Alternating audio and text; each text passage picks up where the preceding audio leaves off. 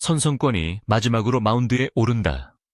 그런데 마지막 상대가 하필이면 자신이 한때 함께 뛰었던 불꽃 파이터즈다. 더 잔인한 것은 불꽃 파이터즈 역시 물러설 수 없다는 점이다.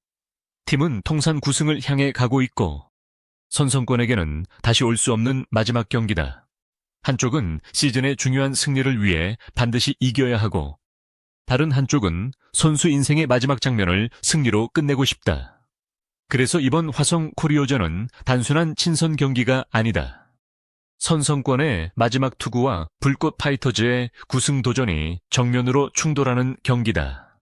불꽃 파이터즈는 직전 경기에서 울산 웨일즈를 6대2로 꺾으며 시즌 8승째를 올렸다.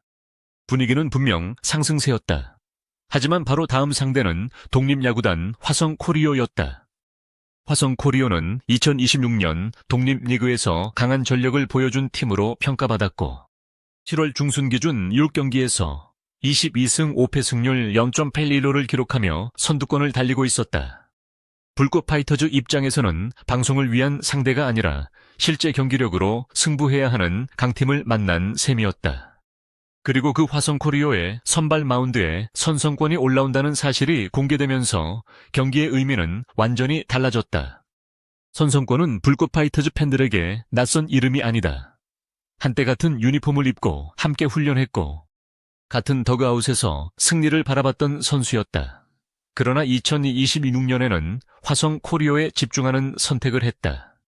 두 팀을 오가며 모든 일정에 완벽하게 집중하기 어렵다는 현실적인 이유가 있었고 결국 선수로서 자신의 시간을 한 곳에 쏟는 길을 택했다. 그 선택 뒤에 기다리고 있던 장면이 바로 고척 스카이돔에서의 맞대결이었다. 2026년 7월 19일 불꽃 파이터즈와 화성 코리오의 경기는 고척 스카이돔에서 펼쳐졌다. 불꽃 파이터즈의 시즌 9승 도전과 선성권의 마지막 등판이 겹치면서 경기 전부터 긴장감이 만들어졌다. 특히 선성권에게 이번 경기는 단순히 선발 등판 한 번이 아니었다. 선수로서 마운드에 서는 마지막 기회였다. 보통 은퇴 경기라고 하면 상대도 어느 정도 분위기를 맞춰줄 것이라고 생각하기 쉽다. 하지만 야구는 그렇게 단순하지 않다. 타석에 들어서는 순간 상대 투수의 사정은 사라진다. 투수는 타자를 잡아야 하고 타자는 투수를 무너뜨려야 한다. 불꽃 파이터즈가 9승을 원한다면 선성권을 공략해야 했다. 반대로 선성권이 마지막 경기를 승리로 끝내고 싶다면 자신을 잘 아는 옛 동료들을 직접 막아야 했다. 이 지점에서 가장 흥미로운 장면은 선성권과 불꽃 파이터즈 중심 타선의 맞대결이다. 이대호와 정희윤 같은 경험 많은 타자들은 수많은 투수를 상대해왔다. 특히 이대호는 한국 야구를 대표하는 거포 출신이고 투수의 작은 흔들림도 놓치지 않는 타자로 알려져 있다. 선성권이 이런 타자들을 상대로 마지막 경기에서 어떤 공을 던질지는 경기의 핵심 포인트였다. 단순히 빠른 공 하나로 승부할 수 있는 상대가 아니기 때문이다. 선성권 역시 상대를 전혀 모르는 투수가 아니었다. 오히려 반대였다. 함께 훈련한 시간이 있기 때문에 타자들의 습관과 분위기를 누구보다 가까이서 봤다. 어떤 타자가 초구에 적극적인지, 어떤 상황에서 변화구를 기다리는지, 압박이 커질수록 타격 리듬이 어떻게 변하는지 경험으로 알고 있을 가능성이 높았다. 이런 배경은 이번 맞대결을 더욱 복잡하게 만든다. 불꽃 파이터즈 타자들도 선성권의 투구를 알고 있고, 선성권도 그들의 타격 성향을 알고 있다. 서로가 서로의 정보를 가진 상태에서 시작하는 싸움이다. 화성 코리오. 역시 선성권 한 명에게만 의존하는 팀은 아니다. 이 팀은 2024년에 창단됐지만 비교적 짧은 시간 안에 여러 선수를 프로 무대로 보내며 존재감을 키웠다. 김준우, 이종혁, 길지석, 김예준 등 4명의 선수가 프로 무대로 향한 사례가 알려지면서 독립야구단 가운데에서도 선수 육성 능력을 보여줬다. 이런 팀을 상대로 불꽃 파이터즈가 9승을 노린다는 것은 쉬운 목표가 아니다. 특히 독립야구 선수들은 매 경기에 의미가 다르다. 누군가에게는 한 경기의 좋은 투구가 프로 구단 스카우트의 눈에 들어갈 기회가 될 수 있고 한 번의 타석이 자신의 커리어를 바꿀 수도 있다. 그래서 화성 코리오 선수들은 방송 무대라고 하나서 가볍게 경기에 들어갈 이유가 없다. 오히려 고척 스카이돔이라는 큰 무대에서 자신의 존재를 보여주려는 동기가 더 강할 수 있다. 불꽃 파이터즈도 같은 이유로 긴장을 늦출 수 없다. 직전 경기에서 울산 웨일즈를 6대2로 꺾었다고 해서 이번 경기까지 흐름이 이어진다는 보장은 없다. 상대 투수가 바뀌고 상대 수비가 바뀌고 경기 분위기가 바뀌면 야구는 전혀 다른 결과를 만든다. 더구나 이번에는 선성권의 은퇴전이라는 감정적인 요소까지 더해졌다. 선성권이 좋은 투구를 보여줄수록 불꽃 파이터즈 타자들의 심리도 복잡해질 수밖에 없다. 그러나 김성근 감독을 비롯한 불꽃 파이터즈 벤치는 승부를 감정으로만 바라볼 수는 없다. 8승 다음에는 9승이 필요하다. 시즌을 이어가기 위해서도 승리가 중요하고 강팀을 상대로 경쟁력을 보여주기 위해서도 결과가 필요하다. 그래서 이번 경기는 선성권에게 박수를 보내는 자리이면서 동시에 반드시 공략해야 하는 경기다. 선성권 입장에서도 상황은 똑같다. 마지막 경기라는 이유로 좋은 추억만 남기려 했다면 오히려 긴장감은 줄었을 것이다. 하지만 그는 마지막까지 승부를 선택했다. 경기 전 알려진 그의 각오는 전쟁에 나가는 마음으로 던지겠다는 것이었다. 이 말은 은퇴 경기를 행사처럼 치르지 않겠다는 뜻에 가깝다. 마지막 아웃 카운트까지 투수로 싸우겠다는 의미다. 이 한마디가 이번 경기의 성격을 설명한다. 굿바이 선성권이라는 말에는 눈물이 있지만 실제 마운드 위에는 경쟁이 있다. 타자는 배트를 휘두르고 투수는 몸쪽과 바깥쪽을 오가며 스트라이크 존을 공략한다. 선성권이 이대호를 상대한다고 해서 한가운데 쉬운 공을 던질 이유는 없다. 이대호 역시 선성권의 마지막 경기라는 이유로 스윙을 멈출 수 없다. 그래서 첫 번째 관전 포인트는 선성권이 초반 몇 이닝을 어떻게 버티느냐다. 은퇴전은 평소보다 감정 소모가 크다. 경기장에 들어서는 순간부터 관중의 시선이 자신에게 집중되고 더그아웃의 옛 동료들도 계속 눈에 들어온다. 그 상황에서 제구를 유지하는 것은 생각보다 어렵다. 첫 타자부터 스트라이크를 잡을 수 있는지, 볼 카운트가 불리해졌을 때 흔들리지 않는지가 중요하다. 두 번째 관전 포인트는 불꽃 파이터즈가 선성권의 공에 얼마나 빨리 적응하느냐다. 초반에 타이밍을 잡지 못하면 화성 코리오의 분위기가 급격히 올라갈 수 있다. 반대로 첫 번째 타순이 돌기 전에 장타나 연속 출루가 나오면 선성권은 마지막 경기에서 예상보다 빨리 위기를 맞을 수 있다. 이때 감정과 승부가 동시에 충돌한다.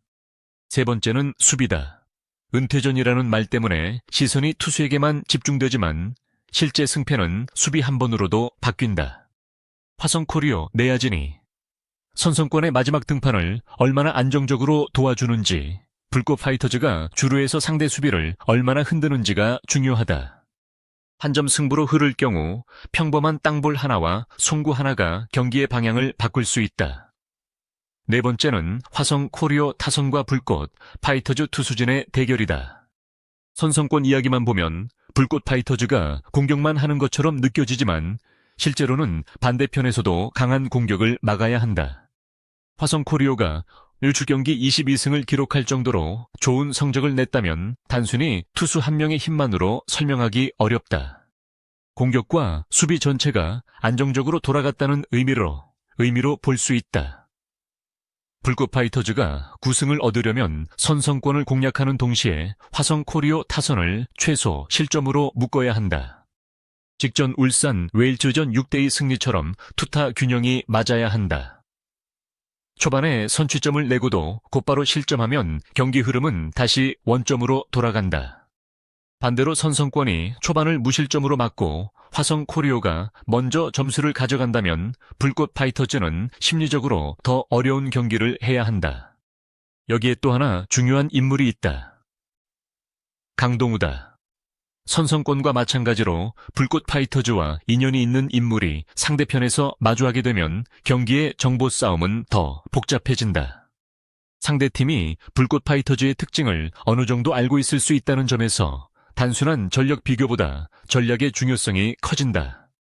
어떤 타순을 배치하고 어떤 시점에 번트를 대고 언제 불펜을 움직이는지가 더욱 중요해진다. 하지만 결국 시청자가 가장 기억하게 될 장면은 숫자가 아닐 가능성이 높다. 선성권이 마지막 이닝을 마치고 마운드에서 내려오는 순간이다. 야구 선수에게 마운드는 단순한 흙더미가 아니다.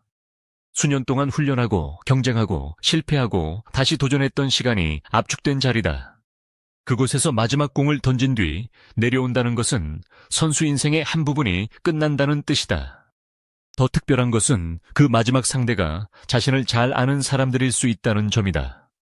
낯선 팀을 상대로 조용히 끝내는 것이 아니라 함께 땀 흘렸던 선수들과 제대로 승부한 뒤 유니폼을 벗는 것이다.